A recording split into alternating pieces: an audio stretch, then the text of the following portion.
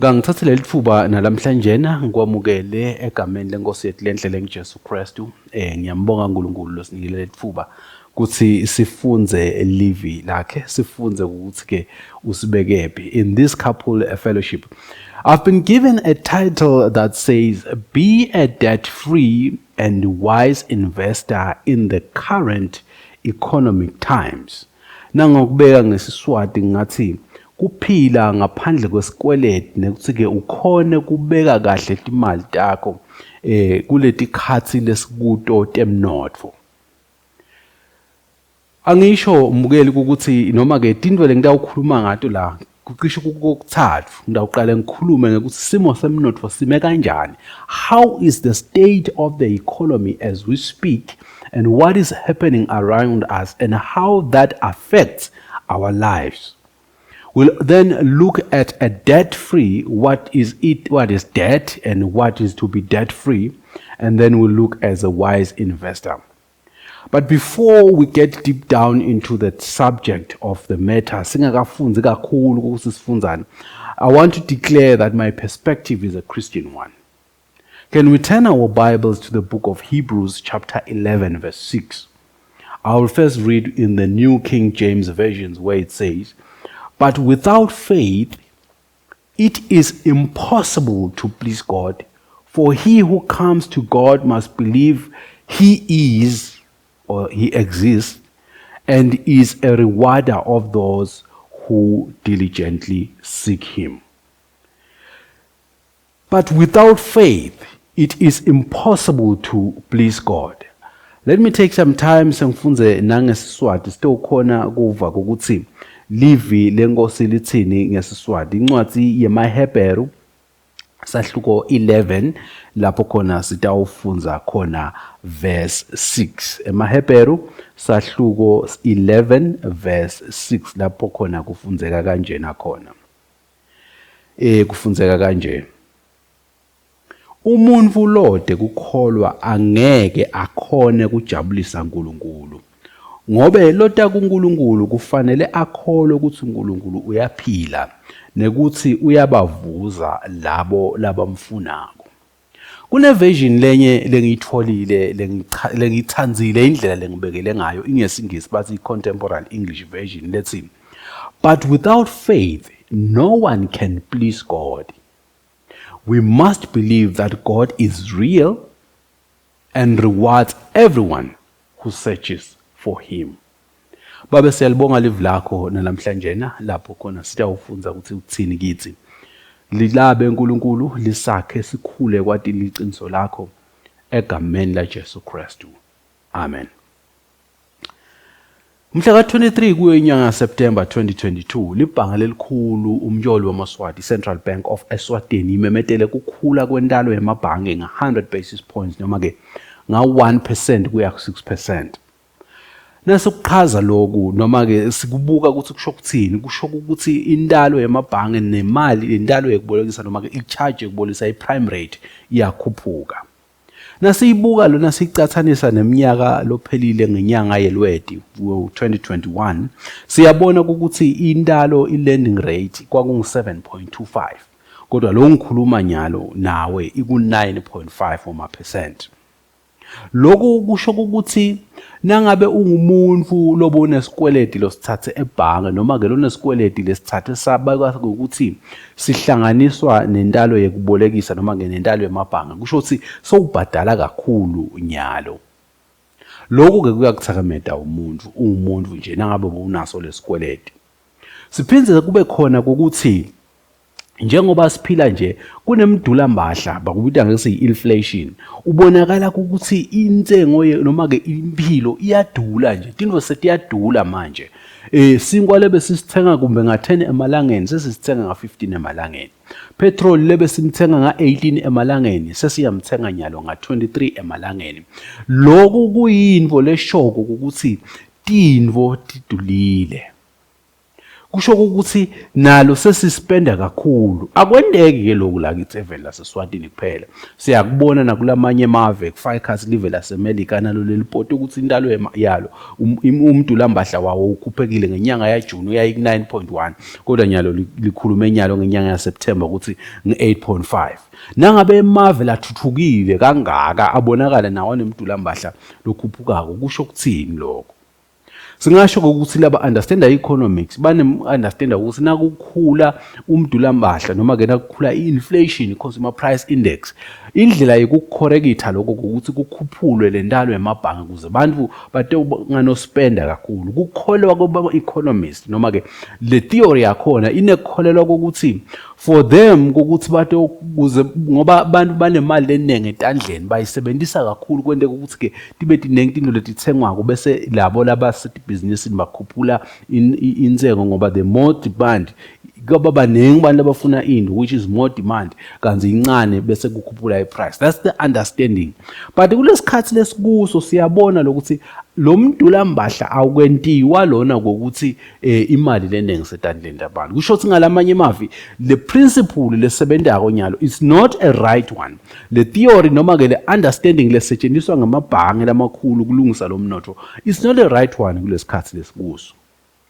Nasibuya eSwatini sibuke indlela yekuphila noma nje emhlabeni sibuke emaholo awahambi ngendlela lokuhamba ngawo lo mdulambahla lapha nje eSwatini labo labaqashwe nguhulumende tisebenzi tahulumende ema civil servants tikhuluma ngokuthi imali etitholele okungenani 3% nakhona sekusemva kuminyaka leminengi kusho ukuthi le ndlela yokudula kokuphila ingetulu kwendlela yokuthi abantu bahola kanganani. So lokho kusibeke esimeni lesimatima. Lokunye lesikubona ukuthi lizinga lekubabede imisebenzi liyabonakala ukuthi liyakhuphuka abantu labede imisebenzi abantwana bayaqedza esikolweni bakhanze kusaba uthola umsebenzi. So lokho ke kuyenta ukuthi impilo tibe likhulu batali batibekile imali bafundisa abantwana banelithemba lokuthi abantwana babo batawu bese bayasebenza sekubangqono. Kuso sona leso simo kube nebantu labathathe iopportunity yokuthi babeke ukuthi kukhona indlela tekubeka imali letakwenta imadlana lonayo itale kakhulu kwenda ukuthi abantu bakhanze ukuthi bajaka bayobeka imali khona. So lamhlanje na siyawubuka ke letinto leto letisikamedako njengoba sithi Tanzania noma ke singemakhaya lamakhaya babe so uthethe 50,000 labe kamtholile wekugcina wamfaka lapha enhlanganweni lapho khona qabanga ukuthi utaba nenzuzo lenkulu khona. Kuthi nase kufanele kutholakale phela lenzuzo lebeyithembisiwe emva kwenyanga lezintathu kayisekho.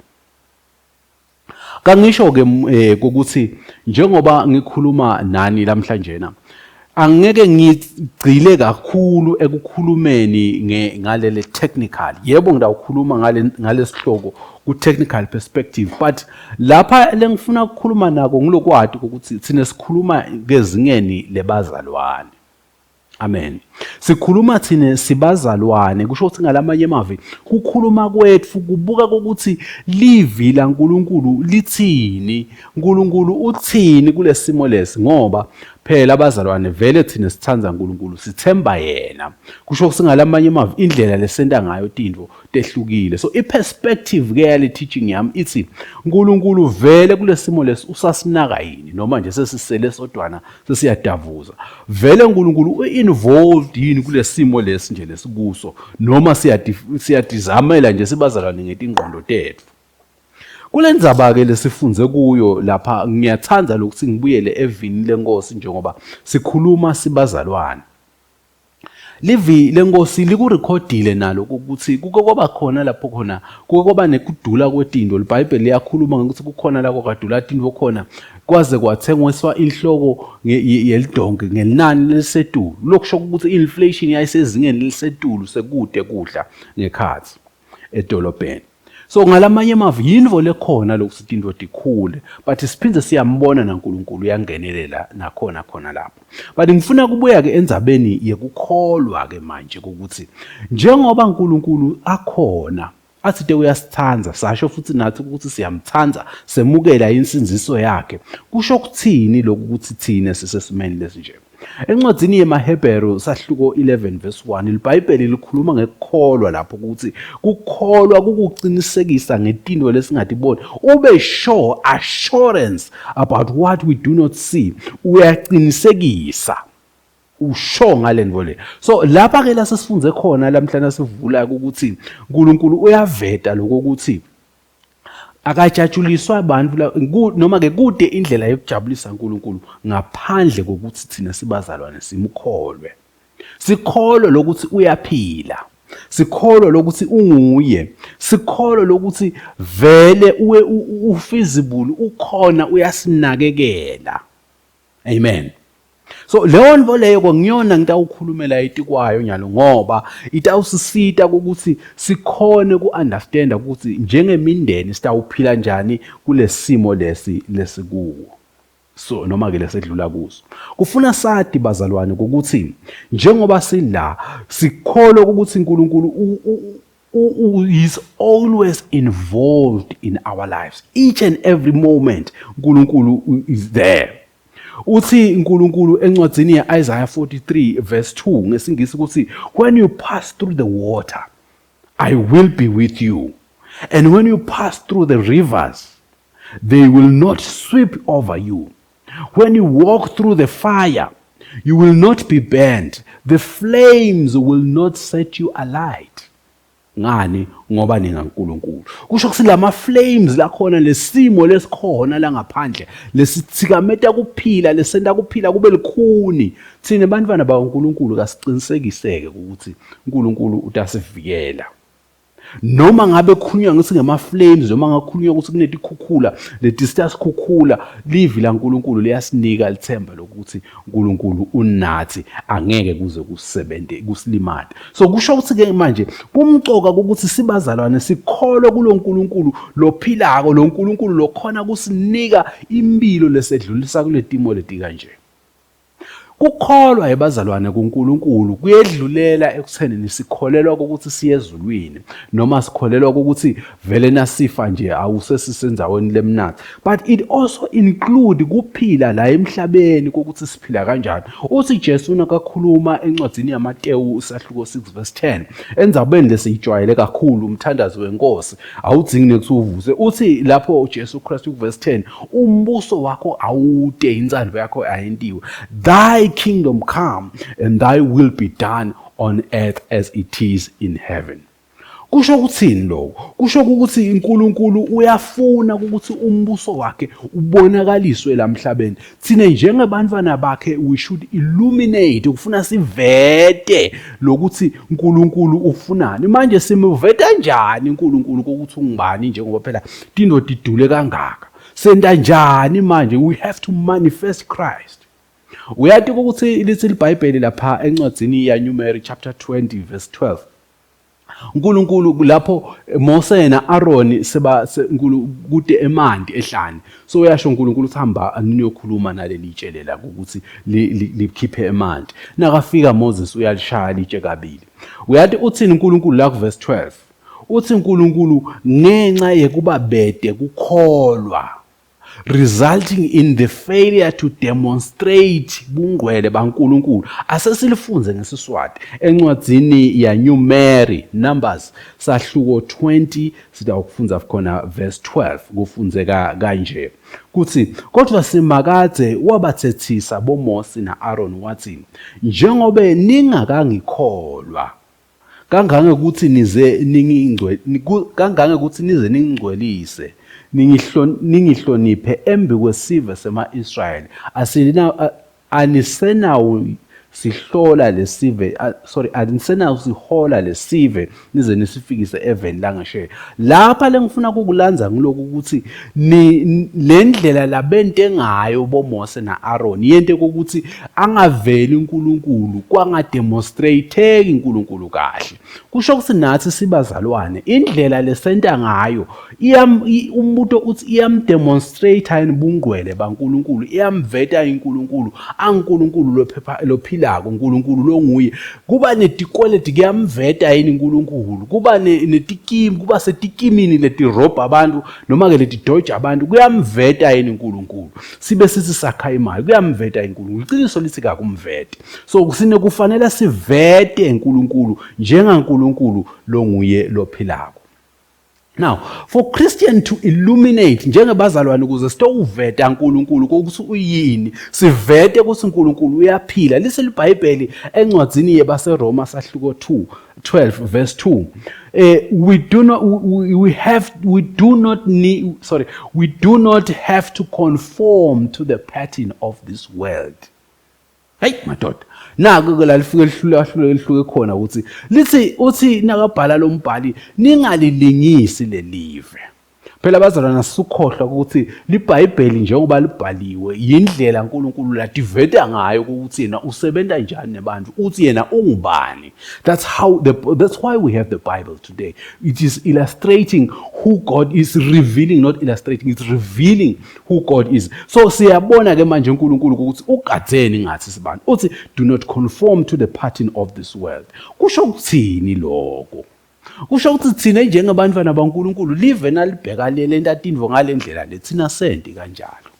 Nangabe live lakha imali ngekuthi lidoje bantu lakha imali ngekuthi bantu libadoje imadlana tabo noma whatever tikimi letakhiwako thina njengebantwana baNkulunkulu asikwendi lokho. Kodwa thina sibantwana baNkulunkulu we don't have to conform to the pattern of this world. Kafanele sende into njengelive.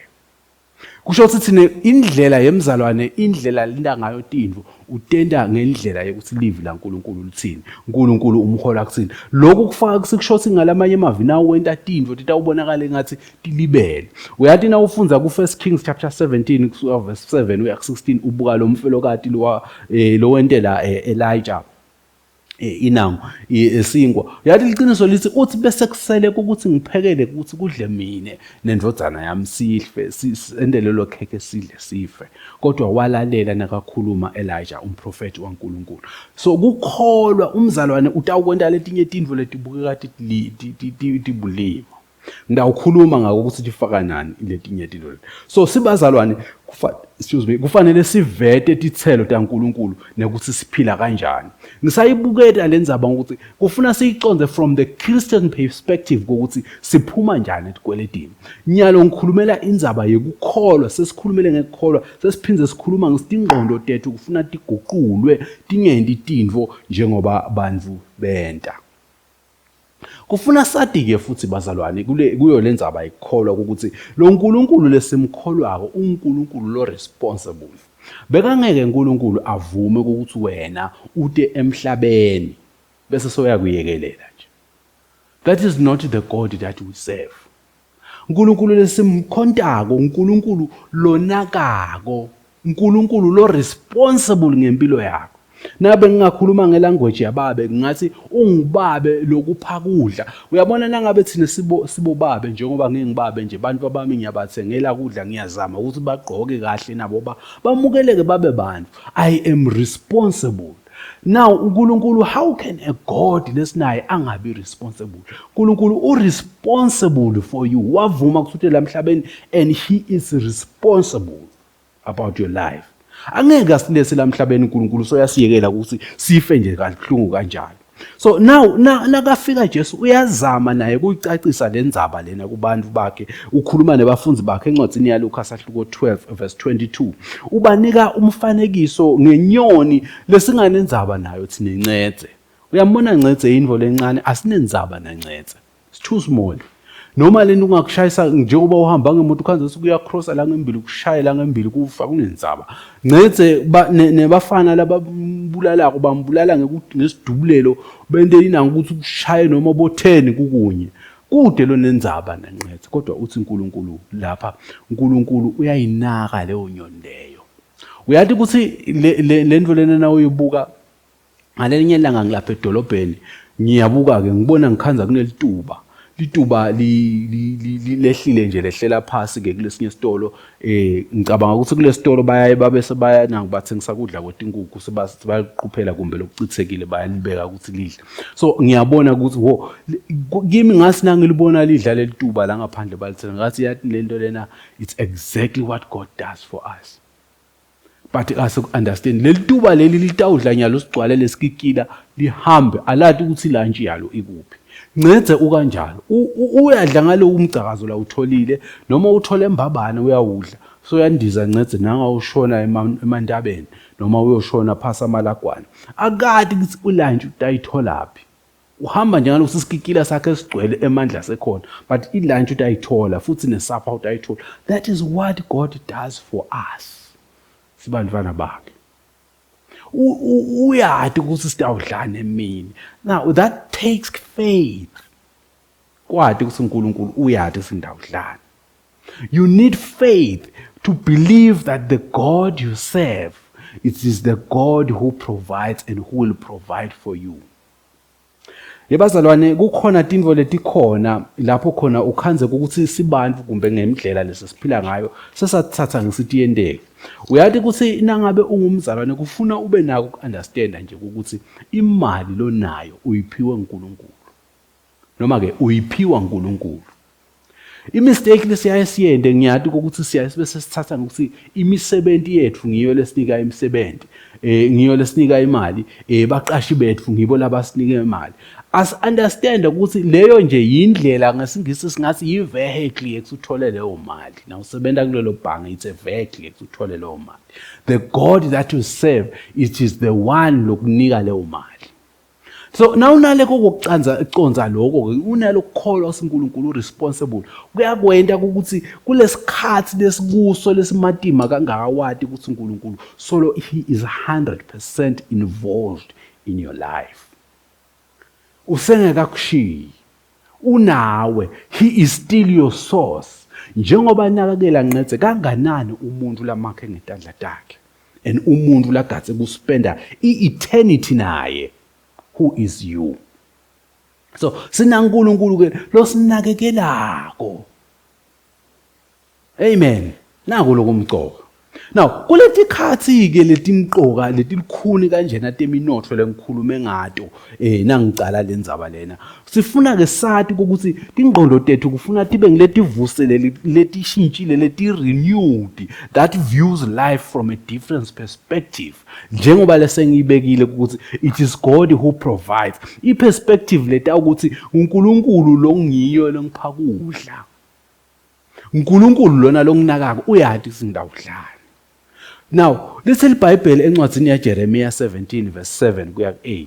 But blessed is the one who trusts in the Lord, whose confidence is in him. Umbeka ukuthi lo muntu he is like a tree that is planted by the water that sends its roots by the stream. It does not fear when heat comes. Its leaf will always be green.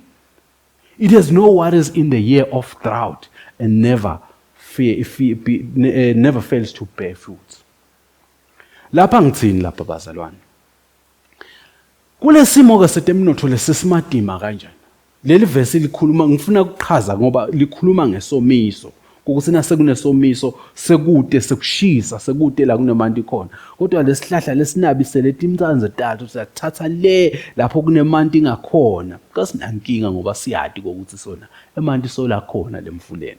Unjalo ko umuntu lothemba uNkulunkulu. Ngumuntu lona lo watiko ukuthi even in these difficult economic times lapho khona inflation ikhuphuka lapho khona tinto tidula ukhona uNkulunkulu nangabe lithemba lakho unabiselele lithemba lakho letimbanze takho uNkulunkulu tithatha khona emandla ngeke uze uhluleke ukuthi wena ubehlale ulihlata njengalesihlahla uthela ngesikhathi sakho. Amen. That's what God wants us to believe. Ufuna nje uNkulunkulu le ndlela ke yeye kubeka letinvo tethu letimbanze tethu uNkulunkulu sidibeka ngani sidibeka ngekukholwa kuye sidibeka ngekukholwa elivini lakhe sidibeka ngekwenta lelivi lakhe ngoba phela lo nkulunkulu lesimkhondako solo uyasinaka njengoba sibantwana bakhe. Njengoba uyabona njengoba sathi bazalwane kuyenteka udingeka ukuthi ufuna ukuthi ube nemali yesikolo, udinga imali yekudla. Funza ukukhuluma naNkulunkulu emthandazo ukuthi uNkulunkulu ngishoda nganako. uNkulunkulu ngicela nayo imali yesikolo. uNkulunkulu uyakunika. Lise iBhayibheli encwadzini yabaseFilipi 4:6 asilethe tonke ticelo uthi do not be anxious about anything but in every situation by prayer and petitions. With thanksgiving, present your request to God. Simo sisibi, khuluma naNkulunkulu. Let your request, ticelo takho katadeke uNkulunkulu. Solo sikhuluma ngalendzaba yetikweleti, ngizama lokuthi le faith yethu kayiphelele la kuNkulunkulu ingasheki. Wathi nje ukuthi uNkulunkulu uyakunakekela and will provide. Uthi-ke ungayibeka le petition yakho lesicelo kuNkulunkulu ngemthandazo bese uyamela. Lapho-ke lapho kucala khona-ke kungena etikweletini. Lapho khona ukhanze ukuthi umzalwane so uyehluleka lokummela uNkulunkulu. Ehluleke umzalwane kumbeketelela uNkulunkulu ukuthi uNkulunkulu uthi njengoba sengikhulumile angilibeke lithemba lami kuye ngihlale ukuthi utangiphendula ukuvile utasi-addressa sicelo sami. Isaiah 64:4 uthi since ancient times no one has heard, no ear has perceived, no eye has seen any God what God has prepared for those who wait for him.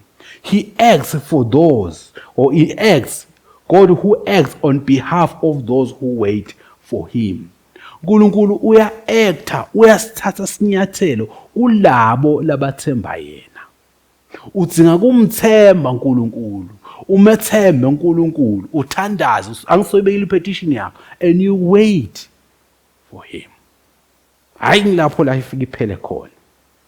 Ngilapho-ke la ifika iphele khona ukukholwa kwethu ngoba sowumile siyangena esikolo next week noma siyangena esikolo next month kude imali. I-reality is good imali. That is where your faith has to be tested. Your faith is put to a test. Ukuthi lo nkulunkulu uyamkholwa yini. Psalm 37:23 uveta ukuthi every steps of a righteous man is ordered by God and he delights in his ways. Ayisokwenda ke ipressure ukuthi ukhanze ukuthi soyam-ignorisha uNkulunkulu ukuthi he's the one who provides. Soyamdoubta. Cry to him, I need this money. I need this money, God, to do this and this. Umele and wait for the Lord. Hayi. Life ibe likhulu khona le. Where you wait for the Lord. For us bazalwane, kokuthi sikhone kuphuma etikweletini, we have to believe in this God. Simkholo uNkulunkulu ukuthi uyasithanda and uyasinakekela and he cares for us. Njengoba nakekela bonqetse nathi uyasinakekela. Futhi unawo emandla. Konke lesinako sikuphiwa ngiwe, le mali lesinayo siyiphiwe nguwe. Konke lesinako sikunikwe uNkulunkulu kuda ngaye. It is not your job that gives you money. It is not your work of employment. It is not your business that gives you money, but it is God who gives you money. So, uNkulunkulu uthi encwadzini ya Isaiah 46:11 ngawufunza kanje uthi from the east I summon a bird of prey, from a far off land a man to fulfill my purpose. What I have said, I will bring to pass. What I have said, that I will bring about. What I have planned, that I will do. Kusho kuthini lokho? uNkulunkulu kusho ukuthi uyaletha. Uyabona lapha ukhuluma ngokuthi uletha umuntu khashane atogqwalisa injongo yakhe. Kusho ukuthi uNkulunkulu nangabe kufanele wena angabidane nalesidingo sakho, he will make a provision that will bring an answer to you. Angisho lokuthi letinto lengitikhulumako tibukeka tibulima. Ngiko ngisithi don't be conformed to the pattern of this world. this world. It is a pattern of, it's a heavenly pattern, a pattern of faith.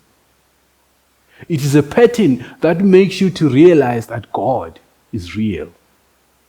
uNkulunkulu yebazalwane kufuna simfake etimbilweni tetfu sathi nje kuthi ukona ngoba inkinga lesiba nayo kuba kungasi uNkulunkulu siyambona ngelisondo bese noma simbona nasigula ukhona ke nasigula but asisanako kunaka ukuthi uNkulunkulu unathi nangabe kufanele ukuthi kumbe kuswelakala imali in our practical life. uNkulunkulu ukhona. So lapha uNkulunkulu will bring a solution to fulfill his purpose. He can bring a person to bring money to you. He can bring a business idea to you. He can bring a person to buy your commodity noma lo lokuthengisako noma ngabe ngidinga ukuthi atithenge because yena uyadi ukuthi ufuna ini. I've learned empilweni yami esimeni lesinenge cishe nginesikhathi ngide umsebenzi lo la ngivukela khona ngitisebenza sengifunzile ukuthi uyati ukuthi uNkulunkulu kuyasita nje ukuthi uthandaze kuye bese uyamthemba.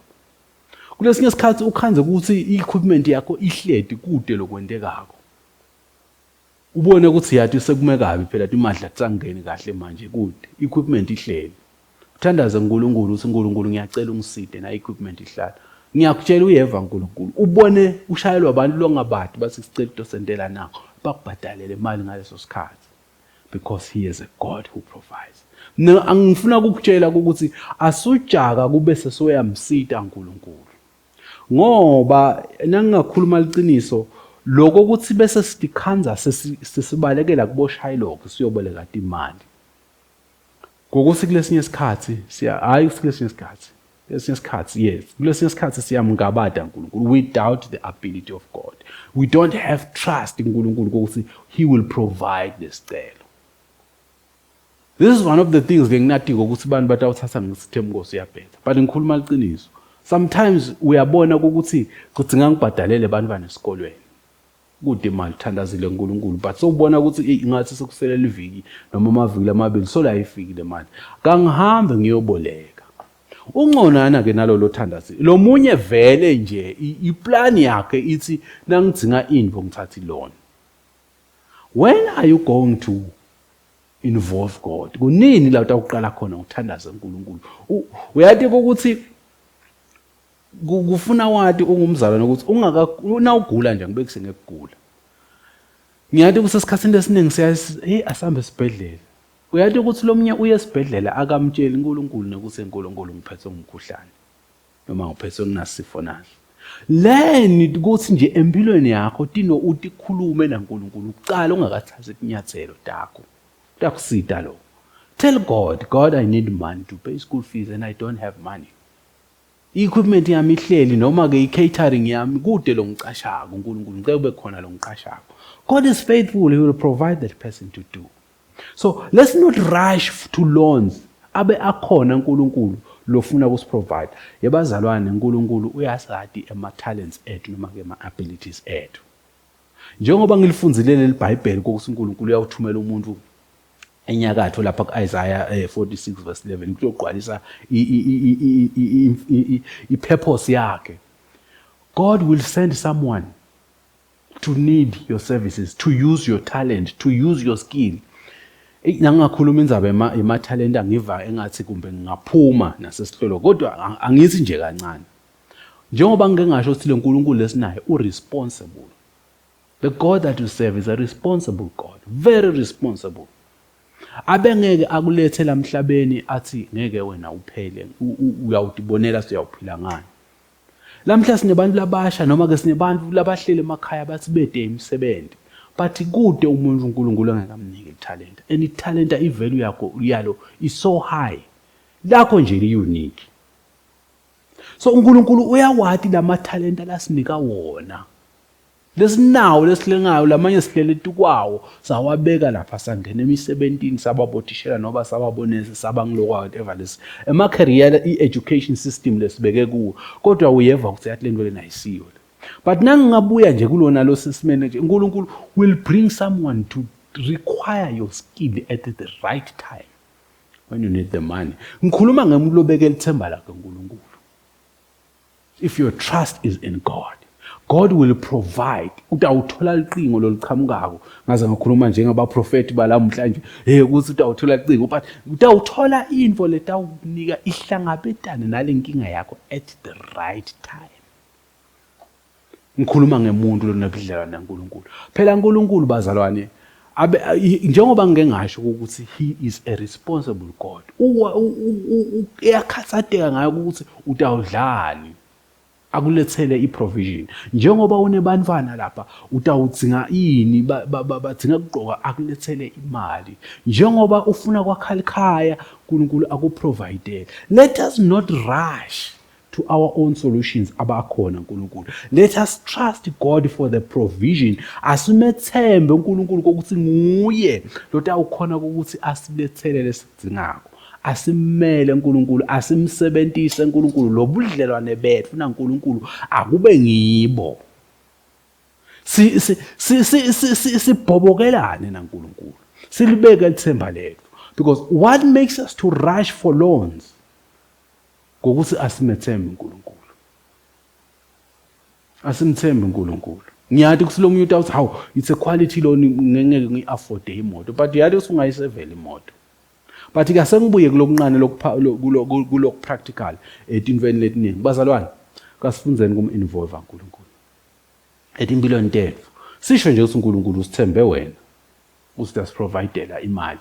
Udasiprovide imali yekwethi imoto siye emsebenzini. Kunekuthi ungumzalwane sowuboleke lapha waboleka lapha naboleka lapha. Kulesinye isikhathi ukhanza lomunye kumbe njengoba sibuya COVID kuphele imisebenzi, umzalwane sowuboleke imali with the hope ukuthi awuphinza athole lo munye umsebenzi somewhere akhona ukuhlanganisa bese akasawutholi lo msebenzi. Kani kube uinvolve uNkulunkulu, wathi uNkulunkulu ngiphelelwe ngumsebenzi lapha eSpana abengisebenza khona noma lapha enkampani lebengisebenzayo ngoba seyivalile. Ngiyacela Nkosi ungiphe imali. uNkulunkulu uyathi kusona wakunika liphi lithalenta. Uyadada itinvo lonato nangabe uyathengisa kumbe uyaquphisa, uyadada itimpahla letikhona.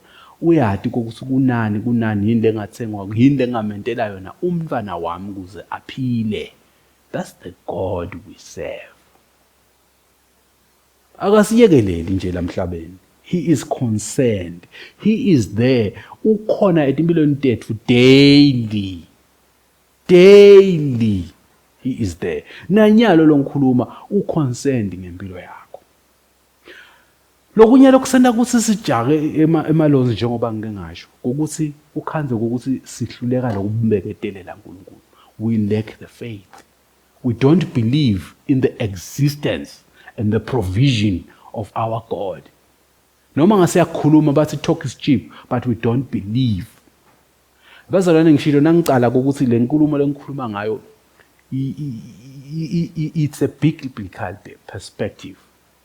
Lele ngikhuluma ngayo it's a biblical. Ngiyiko thina bazalwane kusuka we shouldn't conform to the pattern of this world. Kusho ukuthi le ndlela lesitakwela ngayo into ngeke ifanane nalabantu believe. Thina kwenta kwethu ukuthi akwenta ukuthi kube nemehluko. Ngeke vele kufanane nekomuntu because umuntu longadani naNkulunkulu ireality ithi ukuthi imali ahamba kuboleka ibhanka abambise ngeliplazi lakhe noma ngani athole leyo mali akwendela kwendawo. But thina sinaNkulunkulu, we involve God. Some of these things lefuna sitenda asimbuto sekufanele sikwende. So let us have patience and wait for God. uNkulunkulu nakakubona ukukholwa kwakho. Hey, uNkulunkulu nani ngoba uthi Jesu nani yoba ne faith like a mustard seed, you will say to this mountain. Buka mustard seed inhlanyelo yendlulami sisho kanjalo iBhayibheli lesiSwati. Bese uyabuka ukuthi kuthiwa kokudla utandzaba. Just faith, little faith in this God will make a provision. I want to challenge you today. Asomthembe uNkulunkulu. Umtshele nje ukuthi mina uNkulunkulu ngithemba wena wedwa. Nasethi imali intamo ngithemba wena wedwa. Ngide imali ngithemba wena. Ngicela ukuthi soke umtry lo uNkulunkulu. Ubone ukuthi ngeke yina kwentele lo. Uyabona, this is a faith exercise. Aso umtry uNkulunkulu ubuke ukuthi yeNkulunkulu ngeke yini uzuprovide. Uyathi ukuthi uNkulunkulu uyakwentela indvo loyamangala ukuthi hawu yathi bengingaqabanga ukuthi lento yami kukhona umuntu osengayisebenzisa la. Ukhanze kusukumbu nesitifiketi lesesahlala. Uve nje bathi yathi sifuna umuntu lona nayo into lo wayenta. noma unesitoko lesesihleli kumbe wabona ukuthi ngeke vele sisebenze lesitoko sami ngamosha imali yakho, uve nje kushaya iqinga ukuthi sifuna nayo into nayo lonayo siyithatha yonke, because this is a God who cares for you. Siphumeni etikweletini bazalwane, sesithembe uNkulunkulu.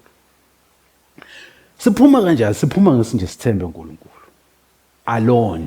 That's the first thing. Let us keep etikweletini. I'm sorry ukuthi ngubogatse ukuthi ngidawuthi yenda bo budget kumbe ngidawufika lapho, but nje into yokucala letakwenda ukuthi uphume esikweletini ngokuthi uthembe uNkulunkulu 100%. Ukhale kuye udawuphuma esikweletini, udawuphuma. Uthi Mose nakakhuluma lapha kwincwadi ya Exodus chapter 33 verse 15 uthi ungekho wena uNkulunkulu will not move even an inch. Asinawuhamba ungekho wena, na ungekho kithi. Bowungeke yini usho ukuthi uNkulunkulu nangabe bowungekho wena angeke siphile, sitawufa. Yabona ukuthi le nkulumo lena inkulumo lekhomba ukuthemba uNkulunkulu ngalokuphelele ukuthi ngidawushonaphi uNkulunkulu nangabe abantu abamkude imali kwami sesikolweni. Ngiphele imali, uyawati emathalente ami nasi isitoko sami nangabe uquphisa sihleli ngiside Nkosi eNkulunkulu utawenda. Nase sibuya ke kuloko practical lesingakusho ukuthi uphuma njani etikweletini. Lenye into lesihluphako ngileti indzaba ukuthi utshele ukuthi i-credit line yakho i-right. Ayindzaba ama-credit card. Ngiyakhumbula nami ngalelinye ilanga nangifuna kuphuma etikweletini ngathatha isikelo ngawajuba. That's the first step. Singitsiniwe kunama-credit cards, nawo nama-credit cards. Wakhathe, phume nje kuwo. Ikhona impilo yebazalwane ngaphandle kwesikweleti. Phele nje iminyaka bo 10 years ungathi ukuthi kodwa sikweleti sitholakala njani. Lokunye lokusita kuthine kumbe labasebenzayo ngilokhu ukhanze sibafuna indolo ngetato lemabhangi ukuthi yesifuna salary advice. Ukhanze angihola mina ngisebenzi. Ngibona umuntu akubuka ukuthi kodwa indvodza lenjena ingaba khona ukuthi ithi ayisebenzi. Kuyenteka lokho. So asifundzeni ke kuthemba uNkulunkulu sibantwana bakaNkulunkulu. Just cut your credit lines. Abazalwane kuyakusita yini ukuthi nje ungathi kumzalwane ube nelekhadi nje lokuyothenga tikipa ta 80 rand lapha ejet. Ngoba iskipa phela ungasithenga 80 rand mina unaye 80 rand. Lokunye nje asifunze bazalwane kuuma imvu ukhona nje kuuma ukuthi no ngisede imali yaloko. Asengeke ngime bese uyakusevela. Ngide imali yekuthenga impahla tebantwana nyalo. Funza mzalwane ukuthi uhlele empilweni ukuthi ngaJanuary bantwana bayangena esikolweni.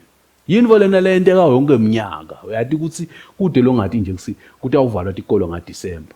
NgaJanuary kuphinde kuyavula kuyayigcineka school fees kuphinde kuthungeke impahla tesikolo ngoba abantwana bayakhula athi cathu labe bagcoke ngaNovember adisangeni. Kusho ukuthi ke wena kufuna imadlana lonayo lo Khisimusi uyisebenzise ngendlela lekahle kuhleleka kwathi ukuthi hey kufuna ngene nako. Lokunye bazalwane lokusitaka ukuthi uthenga impahla nje tesikolo tiyatholakala lekubomhla ka24 23 December. Lokhu kahle mina nje ngihle ngitithenga ngalawo malanga uthe onke lama sizes uyawathola ngoba bonke abantu baqabanga nangikhisimusi. Thenge ke wena onke ama shirt lo wadzingako ukuthi icathulo ufunako. Right sizes are available. Uyahlela. Hlela nempilo yakho. Hlela. Funza kummeli. Uyathi ukuthi ngikhulume ngalendzaba yekukholwa. Uyathi ukuthi yebuzalwane. If you wait for God and you involve God, indzaba yekukholwa ihamba ize ifike ekuthenini uNkulunkulu nguye lo manager i-wallet yakho. Ayi. One of the things leyangenda ngayekela kucashwa ngumuntu noma kusebenza wazi. I don't want ukuthi i-life yami iqalwe ngumuntu. Iqalwe nge-HR noma iqalwe i-board noma iqalwe whoever lo responsible kubeka ama-salaries. Ngifuni lokho. But I want God to set my salary. If I need more money, He will give me. If I need less money, He will give me. Let God be responsible for my wallet. Utawendela uNkulunkulu uyawumangala. Wallet yakho yawuhlala nemali. uyawuhlala ukhona kuthola tinto. Involve God. Lokunye lengingakusho ukuthi it is not everything that need a loan kuze kutokwendeka. Uyathi kuse indlu yakhona kuyakho uzoyicethe unganaso sikweleti. But indlela lesesonakala ngayo ngalama lines of credit kumbe yasebenza uve bathi hayi ungayithola imali wena ungamthola nje 300,000 noma ungamthola 1 million wakhe na indlu. What you have to understand ukuthi laba issueisha ama loans bakubusiness. Kude yemzalwane libhange lelasuka eNingizimu Afrika njengoba sinemabhange aseNingizimu Afrika la silitosite emaswati. Hawu kusiyami kukhulunywa kanjalo kona kodwa kude. Libhange lelisuka eNingizimu Afrika lithi eSwatini lende i-feasibility study ukuthi eSwatini singakhona kwakhe iprofit. Board members afuna iprofit at the end of the year. Akana ubuka ukuthi kungavela nje ukuthi emaswati siwasetile but board members sakhe how many million profits. And indlela yelibhange kwakha imali i-credit. Bakuthengisela imoto lebita 200,000 na uyithenga kumbe lapha kakhasini ibita 200,000 but imali otayibhadala wena after lo 5 years itabule kubo 320 bayakhila imali enganga 120 kuwe. It is the same for a loan. Ngikhumbula ngisemusha ngithi ngibona ke kuya advertise indlu tasishibhile ngaso sikhathi kwakune 3 bedroom house yayi 180 emalangeni. Before konakala yonke le real sector ye housing. Nangithi ngiyaya kulenye libhange ngiyoboleka. Bathi okay singakuniketa le ndlu le ungayithola bangibalele. But nase ngifika le ndlini office ngiyabala ngikhanza ukuthi le ndlu ngidaba ngibhadala emne close to 600,000 above 600,000 nangicetha kuyibhadala. So indlu lo utayibhadala kancane ya 1.5 million liqiniselo lithi wena utabubhadele leko 2.5 or even 3 million uyibhadala. But nangabe bongakhona ngoba letinye indlu tiyenteka ngokuthi nje ukhona ukuthi asengibekeke sengisesilephini nyalo ngakha slab nyalo usishaya islab sakho siphele. Just do what you need. There is no need to build a 15-room house ube uthi ngawona kulala ekamereni linye.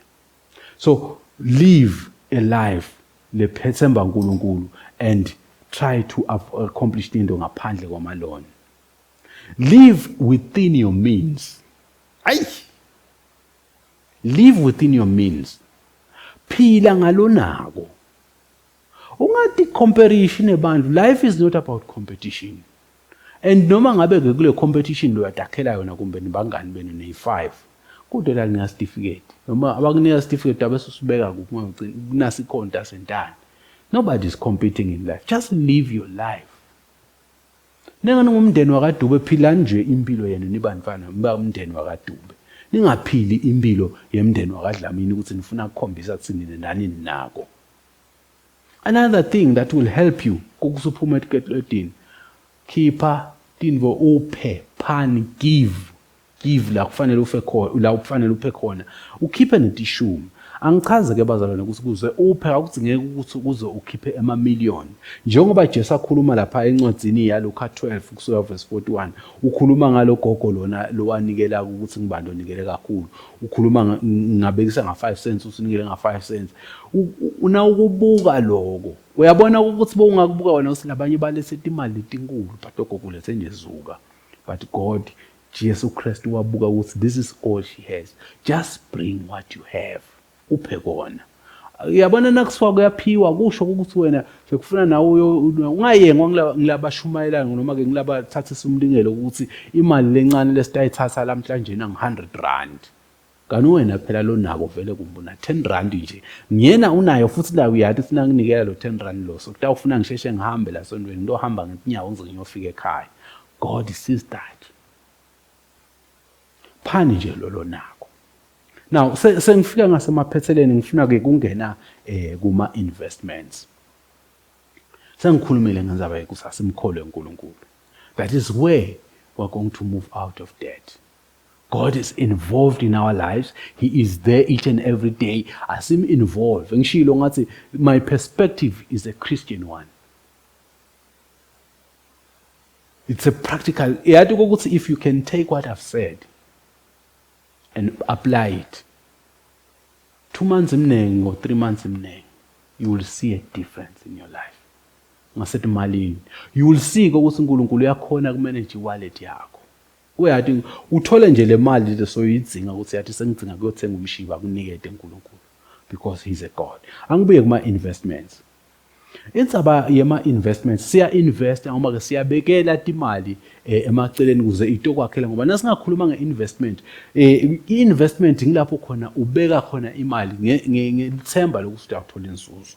Investment kungaba ngumhlabathi lo uthenga kumbe lamhla ngikuthenga 100,000 nyathi singabe sengikuthengisa nga 250,000 maybe after 10 years ukwakhela imali noma uthenge umshini lokwakhela imali lokukhicitela imali i-investment leyo involo yakho kukhona ke ama investments ehlukene kukhona ama investments ama investments aletinto lengikhuluma ngato real things leti practical but kukhona nema financial investments. My financial investments kuyafaka ekhasi kuthenga ama treasury bills, kuyafaka kubeka imali kuma treasury bonds, kuyafaka kubeka imali kuma fixed accounts, kuyafaka imali kuma stocks, kuyafaka imali etintweni letinengi. Kodwa ngifuna kubuka iperspective kokucala ngakafiki kuma details. Perspective ya Jesu na investment. Uyathi ukuthi Jesu indlela yakhe yokubuka kubeka imali ehlukahlukile. LiBhayibheli alikudiscourage ukubeka imali ku-invest. But liyakudiscourage ukuthi ithemba lakho bese liba khona. Na ubuka lapha Jesu Kristu ukhuluma kuLuka 12 kusuka verse 13 kuya ku21 ukhuluma nga the rich fool. Lo babe lona lo wathi sengibekile kenyalo tigcwele inqolobane ntamo angihlale kenyalo ngienjoy. Wase uyasho Jesu ukuthi uyabitwa umphefumulo wakho lamhla sokusalela abani. Ukhuluma ngekuthi Jesu Kristu asibeke imicebo yethu ngasheya. Angiphindze ngikhulume ngana kuMateyu 19 verse 16 ukhuluma ngendvodza leya irich ikhuluma ngekuthi kuyini engayenda kuze ngingede embusweni weNkulunkulu uthi ke Jesu Kristu uthengisa konke lonako unikela abahluphekile wabona usuhambile wasuthi Jesu kuba likhuni ukuthi labacebile bangene ezulwini. Phindze Jesu uyakhuluma ngokuthi maye kulukhuni ukuthi abantu labacebile noma ke ukhuluma ngokuthi where your treasure is ukhuluma ngokuthi where your treasure is your heart will be. Luka 12 verse 24. So nasibeka leti mali tethu noma la sibeka khona lelithemba lethu inhlitiyo yethu kayisebe siphelela khona. Wena so invest inkomeni vele konke sekusethe inkomeni awuseva lutho ngenkomo nangabe kugula inkomo yakho awina sesonveni. Let's be careful ukuthi how do we invest. Lo muntu investe kuma cryptocurrencies so uhlele so vele uve ukuthi kukhona lokwenta kune data leta uphuma lengahle affect akasaphili kahle ukhathatekile nangabe liplunge the cryptocurrencies prices is plunging umzalwane umbone ngekunquma nje lithemba lakhe likhona asikubuke ukuthi Jesu Kristu kubeke kanjani. Jesu Kristu uthi asipheni give to the poor.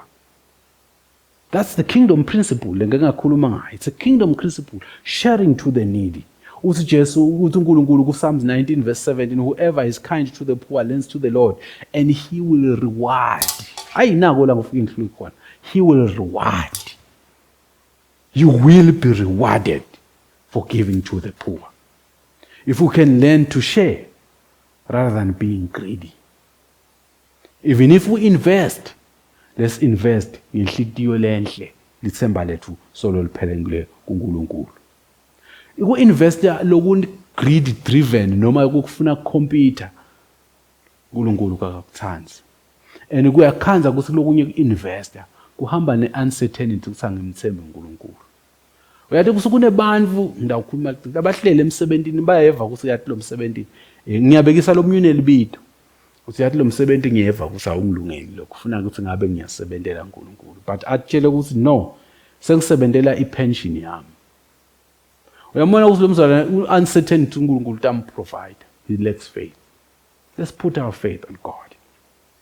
Now sengiyabuya ke kulama investment bazalwane. My investment kakhona la kahle kukhona la ngalungi.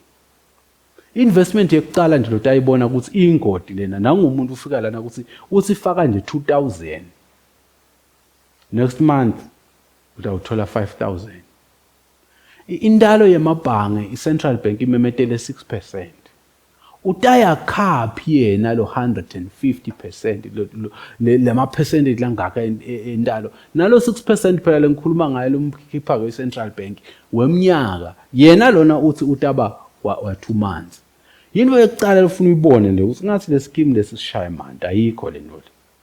Nangabe nje kutawufika umuntu athi asente ngena kunasi scheme nasi sitakuzuzela imali uzuze abantu babe uthole babe yi5 utofaka nawe bese uthola wathi nje kahle kusi pyramid scheme leyo nto leyo kuzuza labangena kucala kuhamba kugcina kuphihlikile.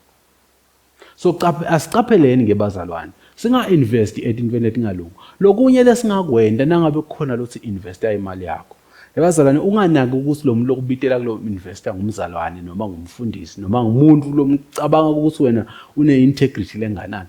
Lokunye labanye bakwenda nabo bangadi. Bacabanga ukuthi hayi siyasita nje. Bazalwane asifakeni imali la sitawungena sibe baningi kanti ningena emgodzini. Yibuke le ndalo ukuthi i-real. If nje nyalindalo yemabhangi kungu6% bese kuba khona usitakunika 15%. Utaya khaphi. Buka ukuthi inkukhu ayisole lo mqhakazo lo. Real estate has been the best investment in the country njengala event lakithi eSwatini ukuthi abantu bathenge tindlu. But nayo sayine challenge more especially kule political instability because if undlu ithenga 1.5 million noma 2 million noma 3 million bese kuba nale political unrest noma bakushisele noma kwendeke nje sekude longakwenda you have lost that money. So let us be wise siBazalwane. So kulama investment nangagcina ngalama financial investment ehlukene kukhona la conservative.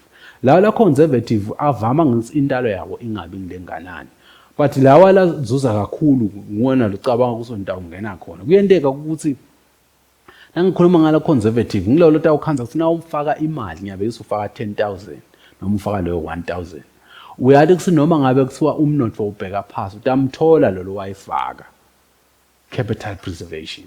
But bese kuba khona la dlangale lo wayifaka labo cryptocurrencies kuke kwabafuduma nje ukuthi abantu bathenga bayaphila bona kuma bekudume ini Bitcoin sinese safaka sisithola nje bo 10,000 every week abantu bafaka imali tabo baluza labanye those things kukhona investment lagcina adle nale store nale capital investment. So asifundziseke ke bazalwane ukuthi nangabe kukhona investment labayisho thatha isikhathi ungajaki yakho le mali ungabe sesofuna kumjabulisa ungijabulisa bhuti bani no sit down ngisayibuka le investment yakho futhi nanganetiseke usho hey kukhona lokungalungi nangabe futhi ufuna ku research shayela kubo FSRA bude ukuthi hey kunemuntu niyayathi ngapha le April bani ithi sengisema shares batakutshela kahle no asiyati so uphephile njalo. Kasifundzeni bazalwane sibe hlakaniphe njengebantwana baNkulunkulu. Sengiphethile bazalwane sengikhulumele ngalokunene. Kodwa nje ingqikithi yale ngikukhulumako kule kutasisita singema couples. Kasimthembe uNkulunkulu. He is faithful and just to supply all your needs. Khala kuye, don't rush for loans. Don't start on loans, but start on God. And utakubusisa akuphendvule akunikete lokufunako ungasinkosi nemusa ingakubusisa sithandazeni baba lengcwele siyalibonga live lakho sesikhulumile Nkosi ngendzaba yokukholwa kuwe cela Nkosi sibantwana bakho balemukele bakuzindle lokhu futhi bakupracticalize bakwende lokulisho live lakho lokubeka lithemba kuwe babone ukuthi wena ngeke yini Nkosi ubanikete tidzingo tabo. Ngiyakubonga lo uNkulunkulu namandla wonke ngoba ngiyadi ukwendile kimi futhi utabendela nabo egameni laJesu Kristu. Amen.